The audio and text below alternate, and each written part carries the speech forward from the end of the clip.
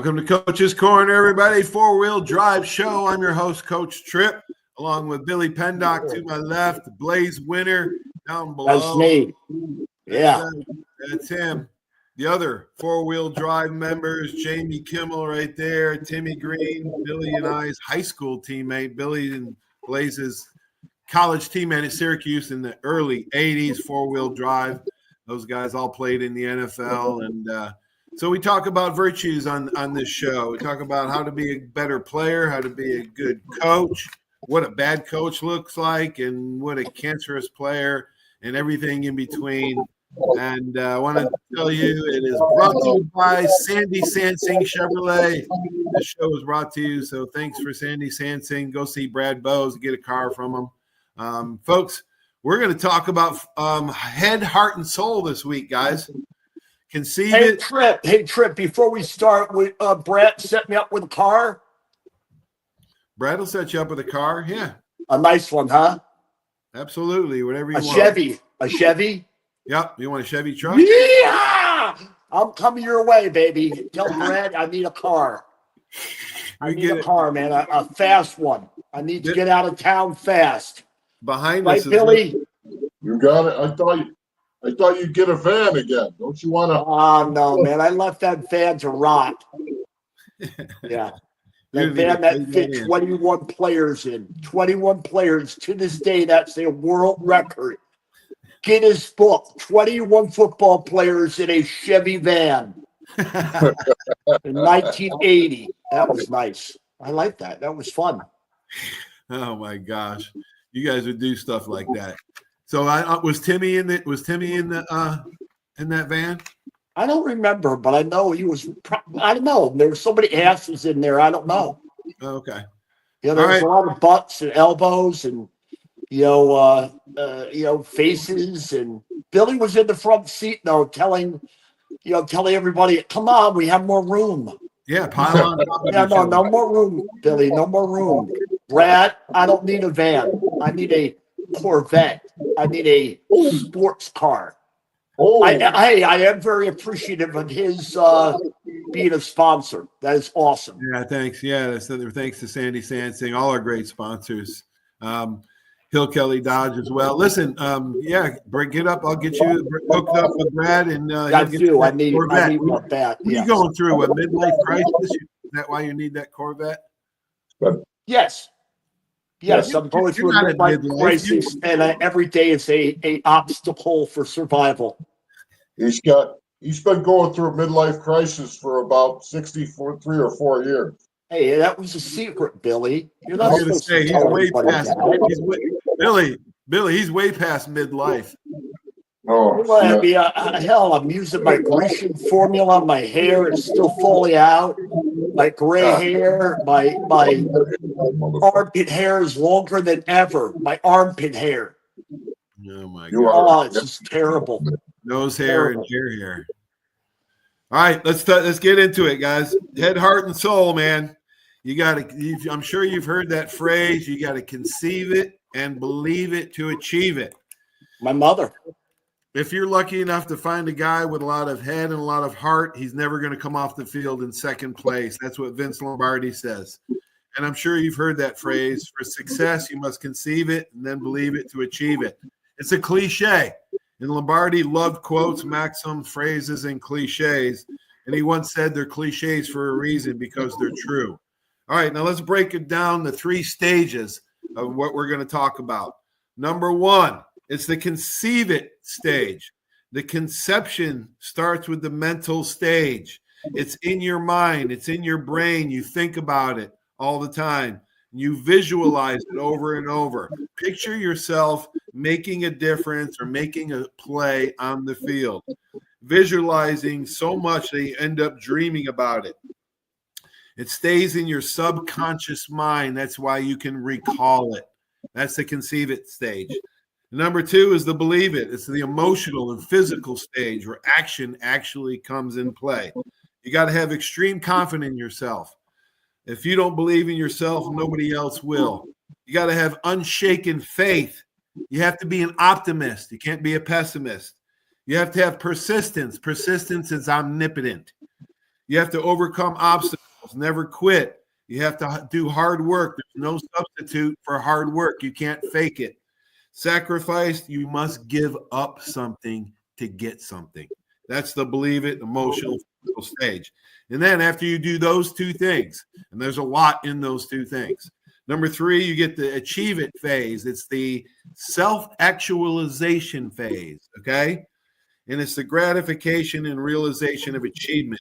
So you rejoice, celebrate. And number 3, you're grateful for it. And then you get the feeling of humility. Number 4, you're humbled by it. And number 5 comes the honor. No person was ever honored for what he received. Honor has been the reward for what he gave. Okay? So, we'll tackle visualization in another show, but I read a book called Without Hook on Jim Thorpe. It's a biography on the great Jim Thorpe. And he used visualization before on the ship ride over to overseas the Olympics. And he was using it before anybody even named it visualization. And I think he was the greatest athlete of all time. Guys, what do you guys think? Let me start out with when you talk about those things, you talk about, especially you think about what comes to my mind is sports like track, like golf, like more individual than team sports, because we all 3 of us are defensive players, and even though we would visualize things, we want to see it the way it happened, we still have to react to what's in front of us. So, but you take a guy, like I don't know if Blaze ever played, but you get on the golf course, and the big thing is visualizing the shape of that shot when you're hitting that golf shot. And I've talked to a lot of sports management guys, a lot of sports therapy guys, and the more you visualize those things, the more that makes that shot easier, that play easier. Like you talk about Jim Thorpe, he did the decathlon, and he thought about every event before he even took the field, and that's very, very powerful, the mental part of it. Billy, let me tell you the story. He was on that ship, and they couldn't train really good on the ship, but he was visualizing the long jump, and he took a tape measure there on the ship deck, and he went 20 feet, 21 feet, something like that, and he marked it off. And guys thought he was going to jump on the ship or do something crazy, right? He went back to his hammock, and he just thought about and looked at that 20 feet over and over and over. And what happens is, it's like watching film, right? If you watch a lot of film, and this team or this player does a certain route or moves a certain way when this formation happens and down in distance, then in your head, I've been here before. This is, and your body reacts. Muscle memory, right? There's a thing called you guys are strength and conditioning guys. That muscle memory is an involuntary reflex. Yeah, I'll give you a great example. When I was throwing the shot and disc, I would stand in the circle with the shot, and for about 25 seconds, visualize every step across that circle till I released that ball. And that's a big part of what you're talking about. Yeah, I believe that. I believe that the most important phase of this whole series of words is the first word. Conceiving something. I mean, if you're blessed enough, someone is going to introduce you. Someone's going to have it on the TV. Someone's going to have it on the radio. Someone's going to put a guitar in your hand and say, hey, you want to learn something? You want to go and get lessons and be a rock star? I mean, my mother introduced me to football. I had no interest in it because of my, problems with my face and my speech. And my mom thought it was a great equalizer for me to go out and find out that I have value beyond the spoken word. And my mom drove up to a field and she said, here, I signed you up for football. And it wasn't something I conceived. It wasn't something that I thought I could do. I mean, at a very young age, she was putting me out on a field saying, find out what your values are. Find out who you are. Find out if you can understand that it really doesn't matter what you say. It's what you do. And the coach came to the door of the car and said, come on, Blaze, hurry up. And I remember it like yesterday. And my mother looked at me, go, Blaze. And I said to my mother, I don't want to go. And I was just in middle school. And I said, I don't want to go. I just want to go home. And my mom looked at me and said, you want to go home and just sort of play the violin and it just be miserable? And I said, no, I just don't want to do this. This is, I don't know anything about it. Well, today's the day to start, my mother said. And the coach says, come on. I opened the door and I said to my mother, I hate you. And she said, well, I'll be here when you're done. Somebody introduced me to football. Somebody gave me a chance to see beyond my own trouble. And I think a lot of things are conceived by somebody having the balls to introduce you to something. I mean, there's a lot of great football players that follow their fathers that play in the NFL. There's a lot of great football players that, had a chance to see the field on a television and said, man, I want to do that. And then somebody drove them up there because they didn't necessarily have the age to drive the car. So somebody introduced them to something that would change your life. And that person that introduced them knew a little bit about your personality type, probably more than you knew yourself.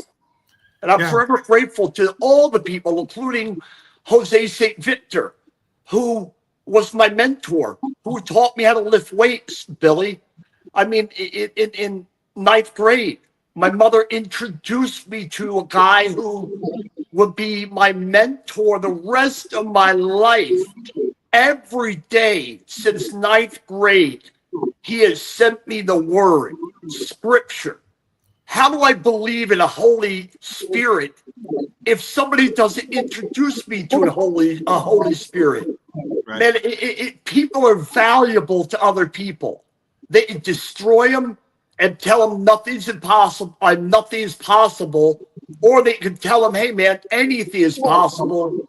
And I'm forever grateful to my mom and Billy and Tim and Jamie for constantly feeding me with, hey, man, you could do this, and introducing me something that is very valuable to this day to my life.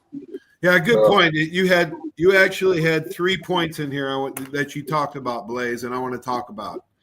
Number one, you have to have a champion, somebody who uplifts you and encourages you. Got to have that number in your corner. Number two, Kerry Good and I talked about this a couple Monday nights ago. You can't always see the outcome, but you still have to take the risk. Okay, Amen.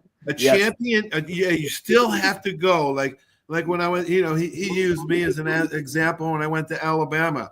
And I couldn't see. I didn't know one person. Didn't know the program. Was shocked when I got there. I didn't see me, playing there because they were so good. But you got to have somebody to uplift you. And then 3, you got to have that interest. You have to have that interest to learn and grow and actually try things instead of staying home. Yeah, it has to fit your personality. Billy was one of those guys at Syracuse.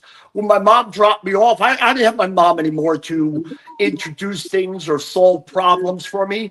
And Billy stepped in and said, hey, man, I'm going to help you through all this. I mean, he didn't say it that way, but he was there. He was available to me.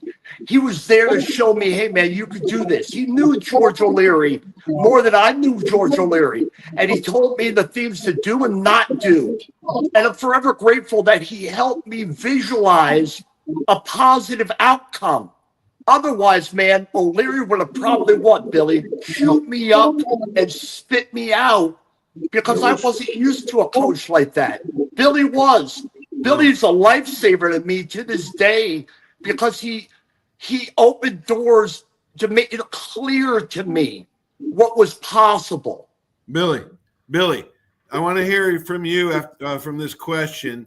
But Blaze was talking about actually you have to input the believe it for you to conceive it.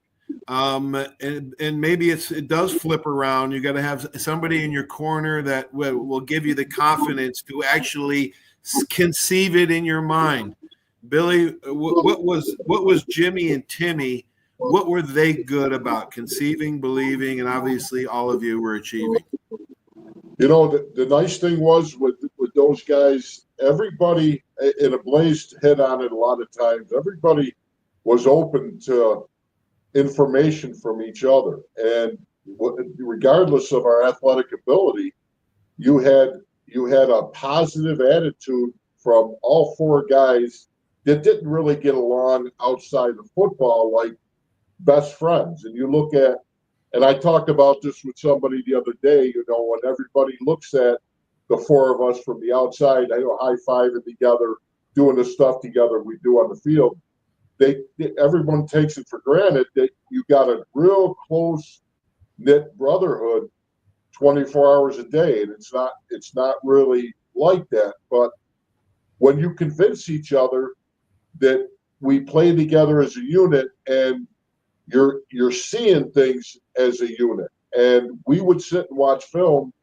and visualize us taking that to the next game. And I think we were way far ahead of our time when that stuff went on. And a lot of it was due to Coach O'Leary being so strict and doing what he did. But the guys I played with, you know, but Billy, each of us introduced to the other something that was remarkable to our lives, to be beneficial to the long run for the rest of our lives. For example, Tim Green in front of my eyes would be reading a book. He would be studying in the locker room. He would never stop reading. He would never stop writing. He showed me every day that there's something remarkable in doing this. And it led me to more openly open books rather than shut them and push them away. There was something remarkable. Jimmy Kimmel was a phenomenal athlete. He showed me athletic ability by the way he did things. Billy showed me pure strength and what the weight room can provide if you do it right. And he knew how to do it right in the weight room. He was a massive, strong human being. And he loved it. And all these guys loved what they did. Timmy loved to read. Jimmy loved to be that relentless athlete. And Billy loved to what? Outpower people. And man, it was so easy to become a little bit of them because they introduced you to something remarkable in their own lives that benefited them. It is what great football teams are made up of. Right. Feeding off each other. Exactly. Feeding off the energy, and sharing their positive traits with others so they can adopt those. And the nucleus was O'Leary. And the nucleus was George O'Leary that knew, hey, man, we're going to put him with him with him. And all of a sudden you had a unstoppable D-line that even if we played on Saturday against Tennessee, we would have whipped their motherfucking ass. We would have kicked their ass up front because what? We were dynamic. We were benefiting from one another. We were a team. We were a brotherhood. Even if we had arguments in other parts of our life, when it came Saturday afternoon, forget it, man. Nobody was going to be left out.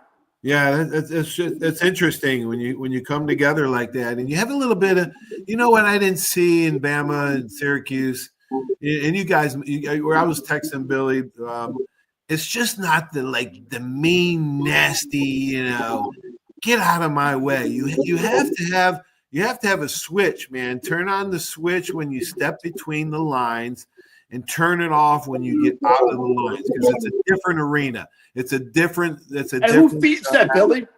Who feeds that, man? You fed it to me when you saw my eyes drop. You saw me starting to get heavy in the heart. You were right there to feed me the proper words because you knew my personality type, how to get me what? Over it. You did that to everybody on the D line. You were the unspoken hero of the four-wheel drive without question. And you had the ability to what? Look at people and say, you know what you need? You need this. And you would deliver it. I mean, you see a lot of guys now that are not saying much to the other player because it's become an I sport. Football's the greatest team sport because we're supposed to give to one another. Right, not take. You're supposed to give, not take. That's how you become honored, man. You don't become honored for taking stuff from somebody. You become honored because you gave. You gave others the ability to get better and grow. Billy, hey, Billy, Manning. Manning needed a brother to come up and say, "Hey, man, you're all right, brother." Right. And every time you saw him, he was alone. You imagine the pressure that kid was under? Right. Yeah. To carry a whole entire team at #1 in the nation against Ohio State? No, you have to. No, Blazer, you're right about that. You can't be attacking this kid. You have to give him grace. You have to give this kid grace. So that's what you guys gave each other. That's what Billy gave. Billy gave grace. Billy. The thing is, this day and age, with the money that's involved and the way things are now, you don't see the connections anymore. And please hit the nail right on the head. I. Everything is I. And it goes from the NFL to the college level, and now it's at the high school level. Everything is about Billy, half the rosters are transfers. Half the rosters are what? Coming from another school. And how many people are absolutely jealous of Manning making $6 million a year? I bet you half that team hates his guts. Right. For making that much money, or having a father or a family like Peyton and Eli and Archie. Yeah. I mean, there's you can't overlook the fact that you're paying these different kids different amounts of money. So there's going to be those guys there that are going to say, you know, what am I doing here? Why am I killing myself to do this? No, there's situations in those locker rooms all across the country right now that the better player is getting paid less than the starter or another guy. I guarantee you there's better players that aren't getting paid as well as other guys. And that creates resentment, man. You know, it does. It's a National Football League, man, with 18, 19, 20-year-olds. It's the National Football League. They're not ready for that. No. They're not benefiting the idea of team being important when each of them are what? Doing car commercials and making millions of dollars? It creates a very hostile environment. We need to have a show on the NIL on covering the differences in football then and then NIL now. Okay, we'll do it next week. Let's do it. Let's do that next week. I don't think a lot of people understand how exactly it works. I was explained the whole thing from Fran Brown, and I don't know, Blaze, if you were on the podcast on that thread that he did with all the alumni. Yes. Were you on that? Yeah. And he explained all the tiers of the NIL, how the money is distributed. And I'll tell you, it's very interesting. Okay, let's do that next week. That'll be our subject for next week. All right? But this week, conceive it, believe it, achieve it. Whether you believe it, that's where the work comes in, but you got to think about it, or somebody like Blaze or all of us. A champion has to put it in your head that you're good enough to be there. Amen. Yes. And then you have to, and then you will achieve it. So, all right, good show, guys. Hey, nice show. Blaze, good to see you back, man. Yeah, it's good to have I'm you back, here. Fraser. Good to have you back. I'm buddy. here. I'm angry, but I'm here. Yeah. Hey, man, a lot of angry Bama fans too, buddy. Let me tell you. Oh man, and you know what? The team that really you got to be careful for because they played a lot of this conceive, believe, achieve. Is Florida State. Watch out, man. They wanted it. They played more. together. They played aggressive, and they went after them. Yeah, you could just. I mean, it was so obvious. It was hanging in the air. It was thick. Everybody could see it, and that's what's most disappointing. You know, never since I stepped on that campus in 1980 and they won back-to-back titles, 78, 79. There was a standard there for 20 years before I got there. And if you weren't on board, you get off board. And that's what has to happen now. Saban was the same way. If you're not all in, you're out. You can't be a little in. And it looks like there's so many guys that are barely in. And it's just, so frustrating to us, man. And I know, Billy. Remember, one of those words can't stand alone very well in a team sport. You got to have the conceive, believe, achieve by a unit of people, or one shared it with another to create the momentum that you want on the field. Right, to create that culture. That's what creates the culture. Yes. All right, guys, great job.